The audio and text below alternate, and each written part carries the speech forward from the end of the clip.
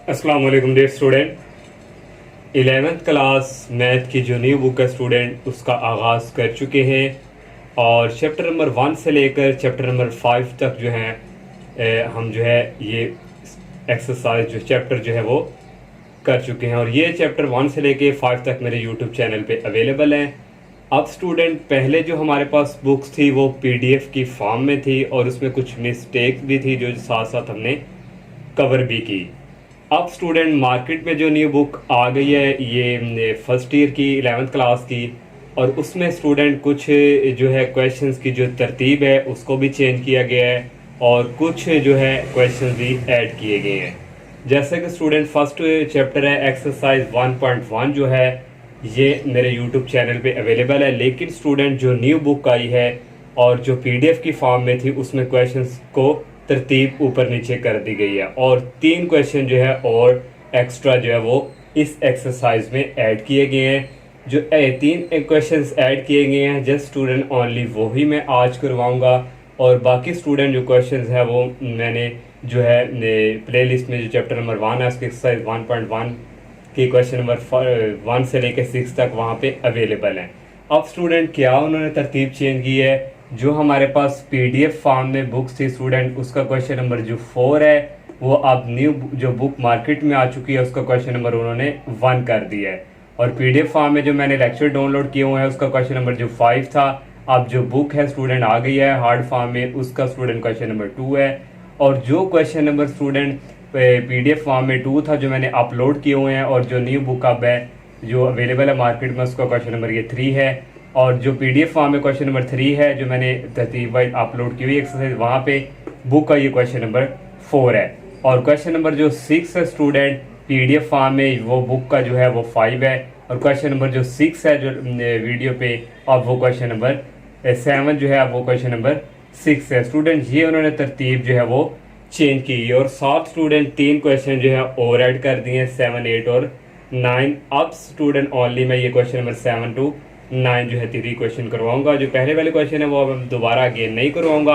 आप हम जो है यूट्यूब चैनल पे आप वहाँ पे जाके प्लेलिस्ट पे इजीली वहाँ पे देख सकते हैं। स्टूडेंट वहाँ पे कंफ्यूज ना हो के जो बुक हमारे हाथ में है उसमें क्वेश्चन नंबर 1 कोई और है और जो पीडीएफ में थी जो यूट्यूब चैनल पे लेक्चर डाउनलोड है वहाँ पे और है। जस्ट स्टूडेंट तरतीब जो है वो चेंज हुई है। अब क्वेश्चन नंबर जो 7 है स्टूडेंट इसमें उसने कहा हुआ है शो डैट साबित करके दें अयोटा की पावर n+1 प्लस अयोटा की पावर n+2 प्लस अयोटा की पावर n+3 प्लस अयोटा की पावर n+4 इज इक्वल 0। ये हमने साबित करके देना और उसने 7 कंडीशन दे दिया। फॉर ऑल ये जो स्मॉल n है उसने कहा ये बिलोंग करते हैं नेचुरल नंबर से। नेचुरल नंबर का होता है स्टूडेंट 1 से लेके चलते जाते हैं। अब स्टूडेंट इसके सॉल्व करने के इसके 2 मेथड है। एक इंडक्टिव मेथड से भी हम इसको प्रूव कर सकते हैं लेकिन वो स्टूडेंट मेथड जो है ज़रा मुश्किल है तो इसलिए स्टूडेंट जो इजी मेथड है मैं उसके थ्रू इसको सॉल्व करूँगा। और लेफ्ट हैंड साइड स्टूडेंट इसकी हम यहाँ पे ले लेंगे और लेफ्ट हैंड साइड में स्टूडेंट अयोटा की पावर इसको हमने n+1 लिख लिया। आगे स्टूडेंट जितने भी ये हैं अयोटा की पावर n+2 हैं इन सब को स्टूडेंट हम n+1 बनाएंगे और साथ कुछ ऐड किया करेंगे कि ये हमारे पास बन जाए, क्योंकि नेक्स्ट स्टेप में हमने अयोटा की पावर n+1 कॉमन लेना है। अब ये स्टूडेंट अयोटा की पावर n+2 है इसको हम लिखेंगे अयोटा की पावर n+1 + 1। 2 को हम लिख सकते हैं 1+1 तो ये 2 ही होगा। फिर प्लस अयोटा की पावर n+3 है। n+3 को हम लिखेंगे पहले n+1 तक वर्किंग करनी है फिर 1 में क्या ऐड करेंगे 3 बने तो वो 2 ही है। और इस तरह स्टूडेंट n+4 को हम लिख सकते हैं n+1 + 3। अब स्टूडेंट ये देखें इस पूरे में से अयोटा की पावर n+1 हम कॉमन ले लेंगे तो यहाँ फिर रह जाएगा 1 और ये कॉमन आ गया। फिर अयोटा की पावर यहाँ पे 1 रह गई और यहाँ से अयोटा की पावर n+1 कॉमन आ गया और अयोटा की पावर 2 रह गई और यहाँ से भी अयोटा की पावर 3 रह गई। ये इसी तरह स्टूडेंट 1 भी इसी तरह अयोटा की पावर 1 अयोटा ही होता है और अयोटा स्क्वायर ऑलरेडी आप लोग जानते हैं कि वो इक्वल होता है -1 के और अयोटा क्यूब को हम लिख सकते हैं अयोटा स्क्वायर डॉट अयोटा। ये इसी तरह student 1 plus iota plus minus ये -1 हो जाएगा। अब स्टूडेंट अयोटा स्क्वायर जो है इक्वल होता है -1 के। -1 को अयोटा से मल्टीप्लाई करवाएंगे तो ये माइनस अयोटा हो जाएगा। अब स्टूडेंट नेक्स्ट स्टेप में ये इसी तरह ये प्लस का और ये माइनस का कैंसिल, ये प्लस का और ये माइनस का कैंसिल, यहाँ पे क्या रह गया 0। ये लिख दिया, इसको इससे मल्टीप्लाई करवाएंगे तो इक्वल आ जाएगा 0 के। तो ये राइट हैंड साइड आ गई। तो यही हमने प्रूव करना था। नेक्स्ट क्वेश्चन नंबर 8 है, find least positive integer value of n। और उस स्टूडेंट हमने जो है पॉजिटिव इंटीजर जो है लीस्ट वो फाइंड करना है, वो n की वैल्यूज़ होगी और ये हमें गिवन दिया हुआ है। तो स्टूडेंट यहाँ से हम टेक ये वाला हिस्सा जो है ये लेंगे, पहले इसको सॉल्व करके फिर हम यहाँ पे इस जगह आके पुट करेंगे। तो हमने स्टूडेंट ये वाला हिस्सा ले लिया। अब स्टूडेंट इसको हमने रैशनलाइज करना है। रैशनलाइज करने के लिए यहाँ अगर माइनस है तो यहाँ पे प्लस, इसी से मल्टीप्लाई और इसी से डिवाइड करते हैं, फिर इसको और इसको मल्टीप्लाई करेंगे। इसकी स्टूडेंट होल पावर भी देखें यहाँ पे 1 है और इसकी होल पावर भी 1 है, तो दोनों ऐड होके इसकी होल पावर हो जाएगी 2। ये अलजेब्रिक फार्मूला एक दफ़ा प्लस में एक दफ़ा माइनस में हो तो a स्क्वायर 1 का स्क्वायर माइनस b का स्क्वायर आयोटा स्क्वायर हो गया। अब यहाँ पे ये अलजेब्रिक फार्मूला ओपन होगा, a स्क्वायर 1 का स्क्वायर 1 ही होता है plus b square iota square हो गया प्लस 2a और b, 2 1 दा 2 और 2 आयोटा यहाँ पे आ जाएगा। 1 का स्क्वायर 1 ही होता है, सेंटर में माइनस आ गया, आयोटा स्क्वायर इक्वल होता है -1 के। नेक्स्ट स्टूडेंट स्टेप में आ जाएगा 1 प्लस आयोटा स्क्वायर आ गया -1 के, प्लस 2 आयोटा आ गया और ये माइनस प्लस हो गए, 1 प्लस 1 कितना हो गया 2। अब नेक्स्ट स्टेप में स्टूडेंट ये प्लस का और ये माइनस का कैंसिल, इक्वल आ गया 2 आयोटा ओवर 2, ये 2 इस 2 से कैंसिल और इक्वल आ गया आयोटा। इसको हमने सॉल्व किया और हमारे पास आंसर क्या आ गया आयोटा। अब स्टूडेंट हमें ये जो गिवन दिया हुआ है इसको हमने लिखा, ये चीज़ हमने फाइंड की है, इसको सिंप्लीफाई किया, हमारे पास किसके इक्वल है आयोटा के। तो इसकी जगह आ गई आयोटा और ये होल पावर 2 एन इक्वल आ गया 1। इसको लिख लेंगे आयोटा स्क्वायर और ब्रैकेट बंद करके बाहर n लिख लेंगे। इसको हम इस तरह लिख सकते हैं, आयोटा स्क्वायर होता है -1 की पावर n इक्वल n। अब यहाँ से स्टूडेंट ये स्टेटमेंट ट्रू है सिर्फ पॉजिटिव इवन इंटीजर के लिए। पॉजिटिव इवन इंटीजर यहाँ पे स्टूडेंट 2 4 6 8 स्टूडेंट चलता जाएगा। अब यहाँ पे स्टूडेंट -1 की पावर 2 पुट करो तो वो 1 के इक्वल आएगी, -1 की पावर 4 पुट करो 1 के इक्वल आएगी, 6 भी पुट करो और 8 भी ये। और स्टूडेंट ये सिर्फ ट्रू कंडीशन है किसके लिए, फॉर पॉजिटिव इवन इंटीजर के लिए मैंने लिख दिया। फिर यहाँ से हम कहेंगे ये जो n है ये बिलोंग करता है पॉजिटिव इवन इंटीजर जो है 2 4 6 8 और ये चलता जाएगा।